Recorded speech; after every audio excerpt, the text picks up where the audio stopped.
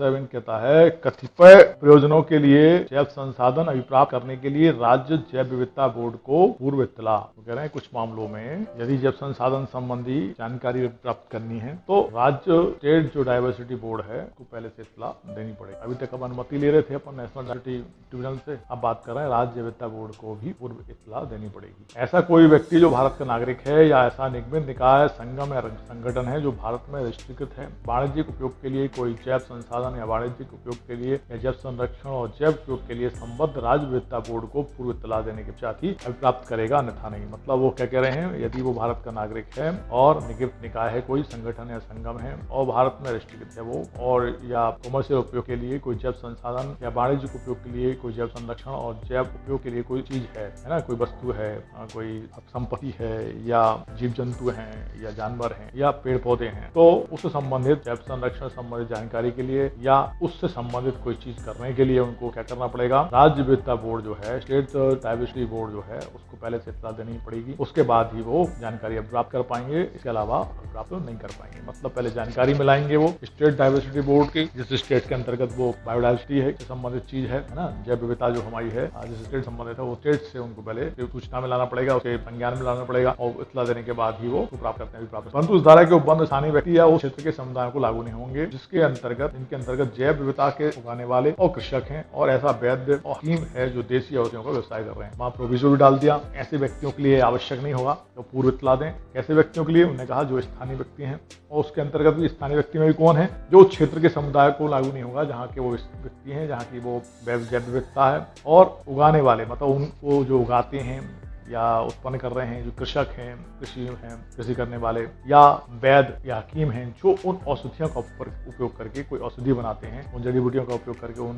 पेड़ पौधों का उपयोग करके जड़ी बूटियां बनाते हैं या उनसे संबंधित कोई व्यवसाय कर रहे हैं, जो स्थानीय लोग हैं, तो ऐसे लोगों पर ये वाली बात लागू नहीं है। बाकी अन्य कोई व्यक्ति है तो उसको जैव विविधता से संबंधित जो जानकारी कलेक्ट करनी है या अंतरण कर रहा है या कोई भी उससे संबंधित कोई काम करना है तो उन्हें पहले उस राज्य से संबंधित जो राज्य विविधता बोर्ड है, जैव विविधता बोर्ड है, उसको पूर्व इत्तला देनी पड़ेगी, फिर उसके बाद ये कर पाएंगे, नहीं तो नहीं कर पाएंगे, ऐसा सेक्शन 7 ने कहा। ये था अध्याय 2 जो खत्म हो गया। अब आता है अध्याय 3, बात करता है राष्ट्रीय जैव विविधता प्राधिकरण के बारे में, जिसके बारे में अपन ने पहले बात की थी, सेक्शन 8 की बात की थी अपन ने। सेक्शन 8 के अंतर्गत राष्ट्रीय जैव विविधता जो प्राधिकरण है उसकी स्थापना के बारे में है 2 का J, जिसमें कहा था राष्ट्रीय जैव विविधता प्राधिकरण से धारा 8 के अधीन स्थापित राष्ट्रीय जैव विविधता प्राधिकरण अभिप्रेत है। तो वो सेक्शन 8 में अब परिभाषा राष्ट्रीय जैव विविधता बोर्ड, राष्ट्रीय जैव विविधता प्राधिकरण की परिभाषा आएगी और उसका स्थापना के बारे में आएगा कि उसकी स्थापना होती कैसी है। तो सेक्शन 8 कहता है, 8 का क्लॉज 1 कहता है ऐसी तारीख से केंद्र सरकार राजपत्र में अधिसूचना द्वारा नियुक्त करे, इस अधिनियम के प्रयोजनों के लिए केंद्र सरकार द्वारा राष्ट्रीय जैव विविधता प्राधिकरण के नाम के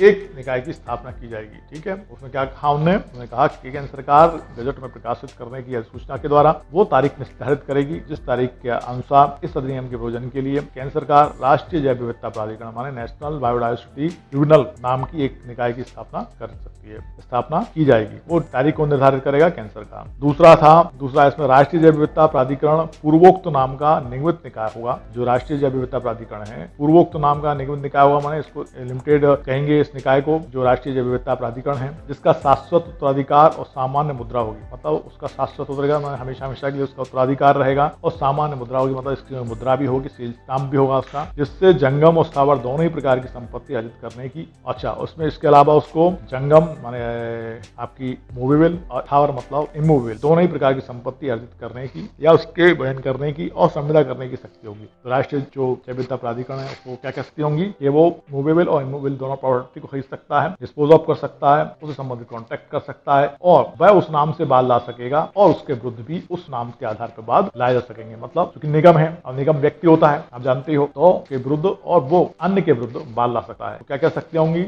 मूवेबल और मूवेबल प्रॉपर्टी रखने की, खरीदने की, बेचने की, उनको नष्ट करने की, बैन ऑफ माने डिस्पोज ऑफ, जिसमें सब कुछ आ जाता है, खरीदना, बेचना, नष्ट करना, बनाना, संविदा करने की शक्ति, कॉन्ट्रैक्ट करने की शक्ति होगी और वह इस नाम से इसके ऊपर बहाल लाया जा सकेगा। नेशनल बायोडायवर्सिटी ट्रिब्यूनल या राष्ट्रीय जैव विविधता प्राधिकरण, इस नाम से उसके ऊपर बहाल लाया जा सकेगा और इसी नाम से वो अन्य प्रयोगी बात ला सकता है यदि विवाद होता है तो। थर्ड पॉइंट है 8 का 8 क्लॉज 3, राष्ट्रीय जैव विविधता प्राधिकरण का प्रधान कार्यालय चेन्नई में होगा और राष्ट्रीय जैव विविधता प्राधिकरण केंद्रीय सरकार के पूर्व अनुमोदन से भारत में अन्य स्थानों पर भी कार्यालय स्थापित कर सकेंगे। मतलब सेंट्रल गवर्नमेंट से यदि अनुमति ले ले, अनुमोदन कर दिया है सेंट्रल गवर्नमेंट ने, तो ये पूरे भारत में जितने भी अन्य स्थान है जहां भी आवश्यक लगता है वहां पर कार्यालय स्थापित कर सकते हैं और जो इनका मुख्य प्रधान कार्यालय होगा वहां होगा, चेन्नई में होगा। 8 का 4 है राष्ट्रीय जैव विविधता प्राधिकरण निम्नलिखित सदस्यों से मिलकर बनेगा। अब वो कौन कौन सदस्यों से मिलकर बनेगा उसके बारे में बात कर लेते हैं। पहला है अध्यक्ष, जो ख्याति प्राप्त व्यक्ति होगा जिसके पास जैव विविधता के संरक्षण, उसके पोषणीय उपयोग तथा फायदों में साम्यपूर्ण हिस्सा बांटने से संबंधित विषयों में पर्याप्त ज्ञान और अनुभव हो जिसे केंद्र सरकार द्वारा नियत किया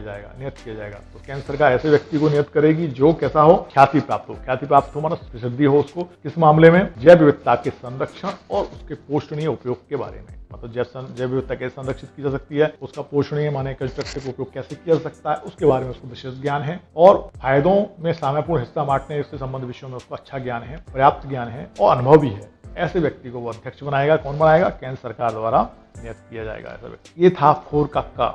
अब 8 का 4 का क, अब 8 का 4 का ख या बी। केंद्र सरकार द्वारा 3 पदेन सदस्यों को नियुक्त किया जाएगा जिनमें जनजातीय कार्यों से संबंधित मंत्रालय का प्रतिनिधित्व करने के लिए और पर्यावरण और वन से संबंधित मंत्रालय का प्रतिनिधित्व करने के लिए और 2 सदस्य जिनमें से एक वन अपर निदेशक या वन महानिदेशक होगा। अब यहाँ वो क्या कह रहे हैं कि केंद्र सरकार द्वारा 3 पदेन सदस्य भी नियुक्त किए जाएंगे जिनमें जनजातीय कार्यों से संबंधित मंत्रालय का प्रतिनिधित्व करने के लिए एक और पर्यावरण और वन से संबंधित मंत्रालय का प्रतिनिधित्व करने के लिए एक, 2 सदस्य जिसमें से एक वन अपर महानिदेशक या वन महानिदेशक होगा। ठीक है, उनमें से उन तीनों में से 2 में से एक, 2 सदस्यों में से कम एक है ना, जिनमें से कम एक वन अपर महानिदेशक या वन महानिदेशक होगा। इसका सी, निम्नलिखित से संबंधित केंद्र सरकार के संबद्ध मंत्रालयों का प्रतिनिधित्व करने के लिए केंद्र सरकार द्वारा नियुक्त किए जाने वाले 7 पदेन सदस्य होंगे। इसके अलावा 3 तो ये हो गए, 7 और अन्य पदेन सदस्य होंगे जो केंद्र सरकार विभिन्न प्रकार के मंत्रालयों से लेगी उनको और जो किस चीज का प्रतिनिधित्व करेंगे वो देखेंगे अपन।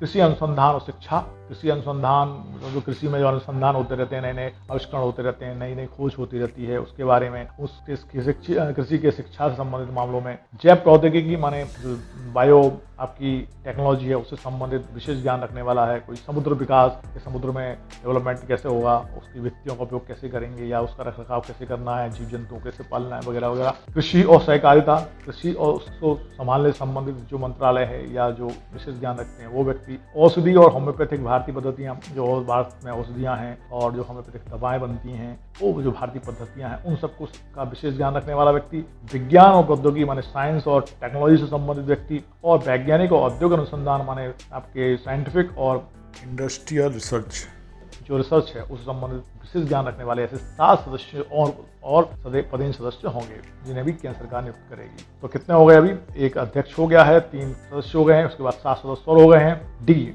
8 का 4 का डी, ऐसे 5 गैर शासकीय सदस्य होंगे जो ऐसे विशेषज्ञों और वैज्ञानिकों में से नियुक्त किए जाएंगे जिनके पास जैव विविधता, बायोडायवर्सिटी प्रोडक्शन, जैव संसाधनों के पोषणीय उपयोग, कंस्ट्रक्टिव उपयोग उनका जैव संसाधनों का और जैव संसाधनों के उपयोग से उद्भूत फायदों और जो बायोडायवर्सिटी से संबंधित संसाधन है हमारे उनसे जो फायदे उत्पन्न होते हैं उनका साम्यपूर्ण हिस्सा कैसे बांटे जाएं उससे संबंधित विषयों में विशेष ज्ञान और अनुभव हो और जो उद्योग के प्रतिनिधि हों, जैव संसाधनों के संरक्षक, सर्जक, जानकारी धारण करने वाले हों, कोई भी हो सकते हैं। ऐसे जो गैर शासकीय होंगे ऐसे 5 सदस्य और होंगे जिनके पास विशेष ज्ञान होगा जैव विविधता के संरक्षण से संबंधित, पोषण संबंधित और उससे जो उत्पन्न होते हैं फायदे उनके साम्यपूर्ण हिस्सा कैसे बांटा जाए उससे संबंधित अनुभव और ज्ञान है। और जो उद्योग के प्रतिनिधि हैं, मान लो कोई इंडस्ट्री उसके रिप्रेजेंटेटिव हैं, जैव संसाधनों के संरक्षक हैं, उनको प्रोटेक्शन करने वाले हैं, सर्जक है माने बनाने वाले हैं और जानकारी धारण करने वाले या फिर से ज्ञान रखने वाले हैं, ऐसे 5 गैर शासकीय सदस्य भी। अगला है सेक्शन 9, राष्ट्रीय जैव विविधता प्राधिकरण के अध्यक्ष और पदेन सदस्यों से भिन्न अन्य सदस्यों की पदावधि और सेवा की शर्तें वे होंगी जो केंद्र सरकार द्वारा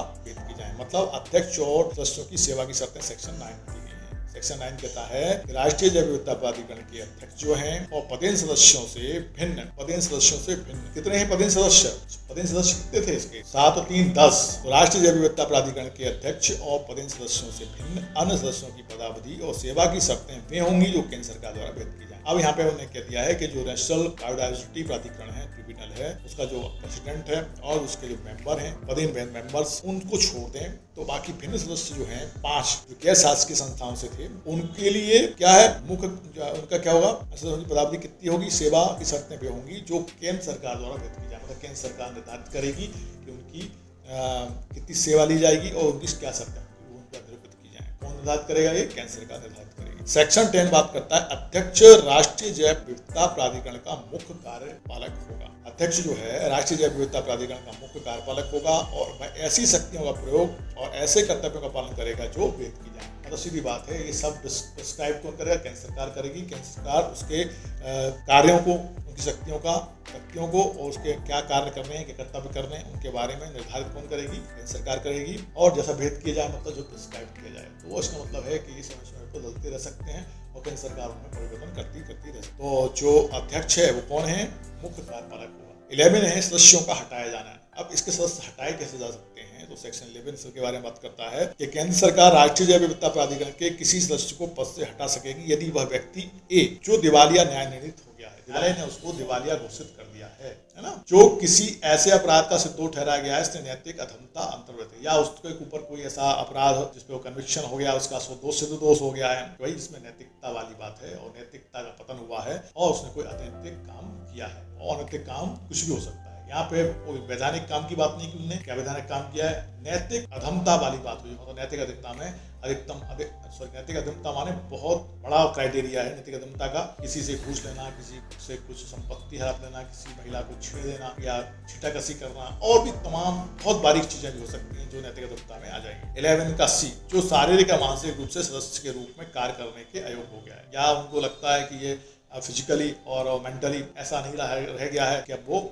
इसमें काम कर सके, अयोग्य हो गया है ना। डी जिसने अपने पद का ऐसा दुरुपयोग किया है जिससे पद पर उसका बने रहना लोकहित के लिए हितकर है, या उसने अपने पद पर रहते हुए कुछ ऐसा गलत काम किया है जैसे भ्रष्टाचार करना या किसी में मिलावट करना या किसी को बचाने की कोशिश करना या किसी के साथ मिलकर अपने अवैध जो संसाधन है जब संसाधन को उनका नुकसान पहुंचाने संबंधी काम किया, जबकि इसका काम तो प्रोटेक्शन वाला है। तो ऐसा काम करने वाले व्यक्ति को उन्हें कहेंगे लोक हित में नहीं है, पब्लिक के हित में नहीं है और पब्लिक के लिए हितकर है, तो ऐसे व्यक्ति को भी वह पद से हटा सकते हैं। ई है जिसने ऐसा व्यक्ति है अन्य हित अर्जित किया है सदस्य के रूप में उसके कर्तव्यों पर प्रतिकूल प्रभाव पड़ने की संभावना, पद का दुरुपयोग किया है उसने और लोक हित में के लिए वह हितकर है, तो ऐसे व्यक्ति को भी पद से हटा दिया जाएगा। और ई कह रहा है 11 का कि ऐसा अर्जित उसने कोई संपत्ति अर्जित कर ली है, कोई वित्तीय हित अर्जित कर लिया है जिसको कि उसको नहीं करना चाहिए था और जो उसके जो पद है उसके कृत्यों के प्रतिकूल है, और वो ऐसा हो सकता है कि भाई कोई संपदा है जो बिक रही है उनको नहीं खरीदनी है, इनको क्योंकि सदस्य हैं और पद पे हैं, उनको रिस्ट्रिक्टेड है, फिर भी इन्हें खरीद लिया है उस संपदा को, या कोई वित्तीय हित उसमें बना लिया है अपना धन संपदा का। तो ऐसे काम यदि किए हैं तो ऐसे कृत्यों पर प्रतिकूल प्रभाव पड़ने की संभावना है, तो उससे क्या होगा, उसको भी ऐसे पद से हटाया जा सकता। तो ये क्या था 11 का ए बी सी और ई पॉइंट बताते हैं कि सदस्यों को कब पद से हटाया जा सकता है।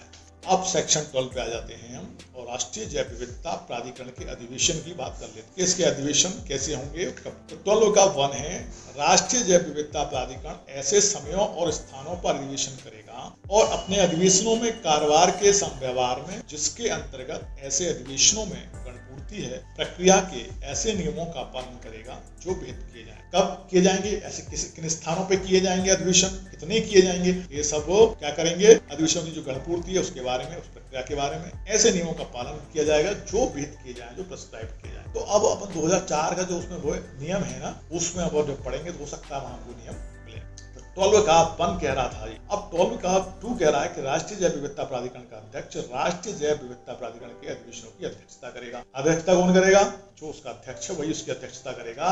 राष्ट्रीय जैव विविधता प्राधिकरण का अध्यक्ष है वही इसके अधिवेशनों की अध्यक्षता भी करेगा। थर्ड पॉइंट कहता है 12 का, यदि अध्यक्ष किसी कारण से राष्ट्रीय जैव विविधता प्राधिकरण के अधिवेशन में उपस्थित होने में असमर्थ है तो उस अधिवेशन में उपस्थित राष्ट्रीय जैव विविधता प्राधिकरण सदस्यों द्वारा अपने में से चुना गया कोई अन्य सदस्य उस अधिवेशन की अध्यक्षता करेगा। मान लो अध्यक्ष नहीं आए महोदय, या नहीं आए, असमर्थ हो गए आने में, बीमार हो गया, अन्य कोई कई भी कारण हो सकते हैं जिसके कारण अध्यक्ष महोदय उपस्थित नहीं है, तो उन सदस्यों में से आपस में चुन के एक सदस्य को अध्यक्ष के रूप में वहां पे अध्यक्षता करने के लिए मनोनीत कर लेंगे और वो अध्यक्ष उस समय वो व्यक्ति वो सदस्यों में से कोई एक अध्यक्षता उस अधिवेशन की कर लेगा। फोर्थ है, राष्ट्रीय जैव विविधता प्राधिकरण के किसी अधिवेशन में उसके समक्ष आने वाले सभी प्रश्नों का विनिश्चय उपस्थित और मत देने वाले सदस्यों के बहुमत से किया जाएगा और मत बराबर होने की दशा में अध्यक्ष या उसकी अनुपस्थिति में अध्यक्षता करने वाले व्यक्ति का द्वितीय या निर्णायक मत होगा। बात समझ में आई?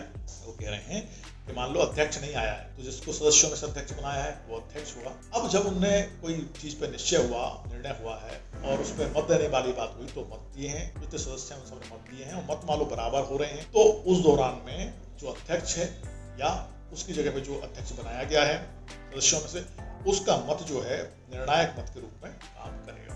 मान लीजिए 11 लोग आए हैं ना, तो 11 में से 5 एक तरफ हो गए, 5 एक होता है, एक तो अध्यक्ष बना लिया था इन्होंने और 5-5 दोनों के मत हो गए, बराबर हो गए। अब क्या करेंगे, तो एक मत जो है इसका अपने अध्यक्ष का, वो उस पल्ले को भारी कर देगा जहां पे इसका मत जाएगा और वो विनिश्चय के लिए उस पर हम निश्चय कर लेंगे, मतलब वो विनिश्चय वाली बात लिख दी जाएगी और वो मान्य होगी। 5वां कह रहा है, प्रत्येक सदस्य जो किसी भी प्रकार से चाहे प्रत्यक्षता, अप्रत्यक्षता या व्यक्तिगत रूप से अधिवेशन में विनिश्चित किए जाने वाले विषय से संबद्ध या हितबद्ध है तो अपने संबंध या हित की प्रकृति को प्रकट करेगा और इस प्रकार प्रकट करने के पश्चात संबद्ध या हितबद्ध सदस्य उस अधिवेशन में भाग नहीं लेगा। इस पर और क्लियर कर दिया उन्होंने, जैसे प्रत्येक सदस्य माने जो भी सदस्य उसमें आए हैं और किसी मामले में कोई निर्णय होना है या बात हो रही है जिस पर अधिवेशन हो, तो उसमें चाहे प्रत्यक्षता डायरेक्ट, अप्रत्यक्षता डायरेक्ट या इंडिविजुअल व्यक्तिगत रूप से उस मामले में, जिस मामले में जिस संबंध मामला है या जिस पे बात हो रही है उससे वो संबंध है, चाहे डायरेक्ट हो, चाहे इनडायरेक्ट हो, चाहे व्यक्तिगत रूप से हो, तो उस संबंध के बारे में, उसकी प्रकृति के बारे में प्रकट कर देगा, वहां पे प्रकट करेगा कि भाई मेरा से संबंध है। तो इस प्रकार प्रकट करने के पश्चात संबंध हितबद्ध सदस्य उस अधिवेशन में भाग नहीं लेगा, भाई कि मैं इसमें भाग नहीं लूंगा क्योंकि कहीं ना कहीं मैं इससे हितबद्ध हूँ, डायरेक्ट इनडायरेक्ट या व्यक्तिगत रूप से, तो डेफिनेटली ये ठीक नहीं रहेगा मेरा इसमें शामिल होना, पहले से बता देगा और इसका बताना, प्रकट करना ठीक रहेगा और वो उस अधिवेशन में भाग नहीं लेगा क्योंकि कहीं ना कहीं वो संबद्ध है उससे। 12 का 6, राष्ट्रीय जैव विविधता प्राधिकरण का कोई कार्य या कार्यवाही केवल इस आधार पर मान्य नहीं होगी कि राष्ट्रीय जैव विविधता प्राधिकरण में कोई रिक्ति है या उसके गठन में कोई त्रुटि है। किसी सदस्य के रूप में किसी व्यक्ति की नियुक्ति में कोई त्रुटि है। राष्ट्रीय जैव विविधता प्राधिकरण की प्रक्रिया में ऐसी अनियमितता है जिससे मामले गुणागुण पर कोई प्रभाव नहीं पड़ता। तो यहाँ पे कहने वाली बात यह है, 12 का 6 बता रहा है कि राष्ट्रीय जैव विविधता प्राधिकरण जो है, नेशनल बायोडायवर्सिटी जो ट्रिब्यूनल है, उसके कोई कार्य या कार्यवाही केवल इस कारण अविधिमान्य नहीं हो जाएंगे, इसलिए इलीगल नहीं हो जाएंगे कि 3 बातें यदि उसमें हैं। तो कौन कौन सी? राष्ट्रीय जैव विविधता प्राधिकरण में कोई रिक्ति है, मान लो उसमें सदस्यों की संख्या कम है, या उसके गठन में कोई त्रुटि है, जो नेशनल बायोडायवर्सिटी ट्रिब्यूनल बना उसके गठन में कोई त्रुटि है और उसके द्वारा कोई निर्णय हुआ है, कोई बात हुई है, तो वो इसलिए इलीगल नहीं हो जाएगी, अविधिमान्य नहीं हो जाएगी कि रिक्ति थी या जो इसका गठन हुआ था वो त्रुटिपूर्ण था। दूसरा था, किसी सदस्य के रूप में किसी व्यक्ति की नियुक्ति में कोई त्रुटि या किसी व्यक्ति की या किसी सदस्य की नियुक्ति हुई है उसमें कोई त्रुटि है तो भी। और राष्ट्रीय जैव विविधता प्राधिकरण की प्रक्रिया में ऐसी अनियमितता है जिससे मामले गुणागुण को कोई प्रभाव नहीं पड़ता। और मान लो कोई ऐसी कमी रह गई है प्रोसीजर में रिविजन करते समय, जो जिसका प्रभाव जो मामला है उसके गुणागुण पर कोई प्रभाव नहीं पड़ रहा है, मतलब विशेष रूप से कोई प्रभाव नहीं पड़ रहा है जिससे कि उसमें कोई विशेष बात हो जाए, या ये कहो कि उसके महत्व को कम कर दे या उसका महत्व ही खत्म कर दे, ऐसी कोई बात, ऐसी कोई त्रुटि, ऐसी कोई अनियमितता नहीं हुई है। कि पता बड़ा साहब आपने पेन से क्यों लिख लिया, तो पेंसिल से लिखना था, या आपने पेंसिल से क्यों नहीं लिखा, पेन से क्यों लिख लिया, या आपने फलाने पेपर पे क्यों लिख लिया, तो ये सब त्रुटियां कोई मायने नहीं रखती। या टाइपिंग करनी थी, आपने कंप्यूटर पे क्यों लिख दिया, तो ये कैसी है? गुणहीन है, मतलब इनका कोई प्रभाव उस प्रोसीजर में पड़ने वाला नहीं है ना, गुणागुण पर कोई प्रभाव नहीं पड़ रहा है तो उसके द्वारा की गई प्रोसीजर अविधिमान्य नहीं होगी।